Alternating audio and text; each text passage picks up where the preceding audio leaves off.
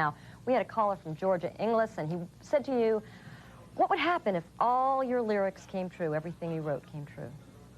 Well, most of everything I do write has come true and is true today and is happening right now. Inglis, is that what you meant?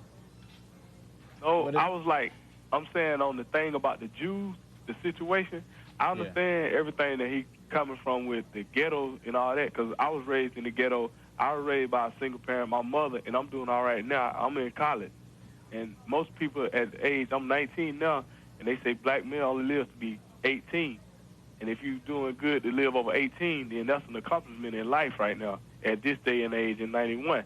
I'm trying to say the things on his album, like Shoot the Jew and all that, I understand where he's coming from, but it's like some people might go out and just do that. How would he feel if that came true? Cube. If somebody shot a Jewish person for my record? No, is that if what somebody, you're saying? if somebody took you literally, took those words and didn't see them as poetry or an expression of general anger and said, okay, I'm gonna go shoot the Jew. Taking rap music literally for everything that's said is like taking TV literally. You have TV programs and you have the news. With rap music, you have the same thing. Of course, the TV programs are in most parts fiction, and the news is real. And with my records, you have both. You have the news and you have the fictional things that happen, and that's a part of life in a lot of cases. So it'd be pretty dumb to do everything that your lyrics advocate. Of course. Okay. Next caller, Janet from California. Janet? Hello, Ice Cube. How you doing? I'm fine. I want to know, do you get along with NWA in any kind of way at all? Well, I've talked to a couple of guys in NWA. You know, the reason that we were separated was because I felt that the person that I'm talking about on the record separated us. And your manager. Yeah, and I understand that certain people like Dr. Dre, you know, if I get this correct, are finally waking up and smelling the coffee, and now they're looking for their money, something that I should have told them to do, something I told them to do back in 1989. Does that answer your question? Very proud of you. Thank you. Okay. Next caller, Eric from Georgia. Eric? Hi. How do you feel about the beer company that pulled the commercial you endorsed because of your anti-Jew lyrics? Well, anti-Semitic lyrics would be a nicer way of putting it. Well, the lyrics aren't really anti-Semitic, and I can't understand, you know, I listen to people like the Simon Wiesenthal and Rabbi Cooper, and am I getting this wrong? Are they saying that they condone what Jerry Heller or some of these other people have done to me? Do they say that it's all right for Jewish managers to get young black kids with talent off the street without without lawyers and without people that was helping me in my benefit to make records? That's what I'm getting out of this, and I really would like to speak to Rabbi Cooper about that, you know, because maybe, you know, if they're getting mixed messages on that side of the table, I'm kind of getting mixed messages on this side of the table, too. We're talking about the Simon Wiesenthal Center, which said that your album should not be distributed and that people should not listen to it. For people to think that I'm talking about one man that happens to be Jewish. If this man was green, then I would still talk about it. If he was black, I would still talk about him. I guess what hurts Jewish people is the fact that you have to say he's Jewish. Why not just say Jerry Heller?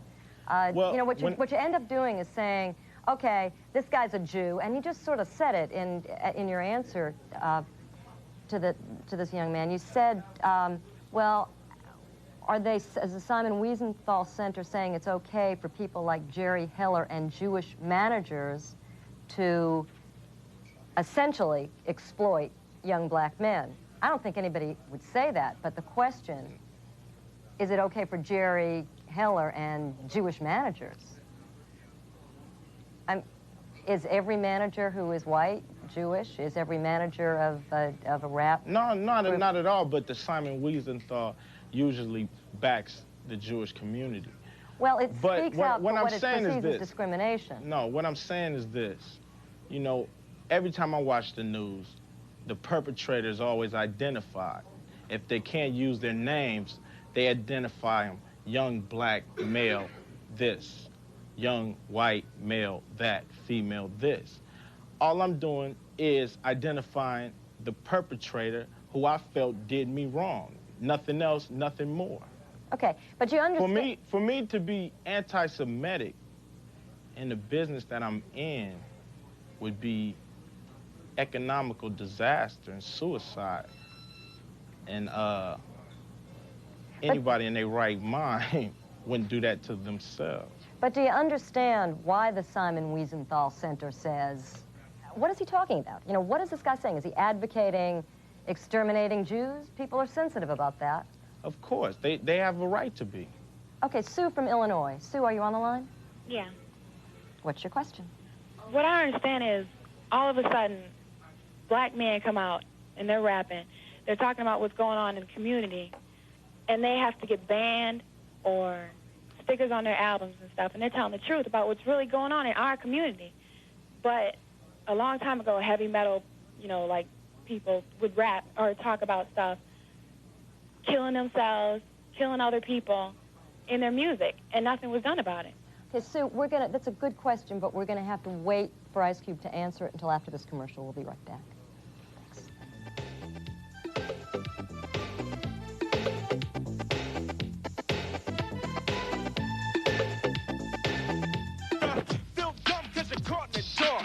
You little nothing now.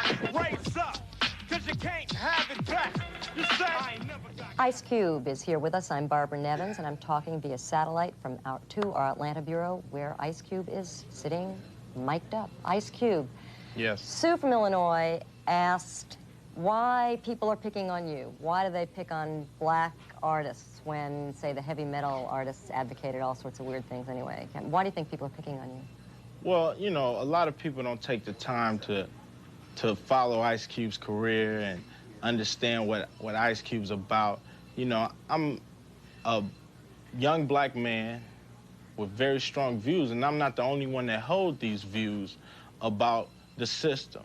I'm made in America, and what happens is they like to call me racist, but in fact, I'm the victim of racism. I'm just reacting to the system's racism. And how could you justify by calling me a racist when I'm just a victim? You know, it's interesting, if you listen to your lyrics, some of them advocate staying apart from white people. You have one song where you talk about castrating white men who sleep with black women. What's that all about? No, I'm talking about it's a metaphor for raping our people, not only physically, but of our mind, our identity, our religion, our culture, our freedom.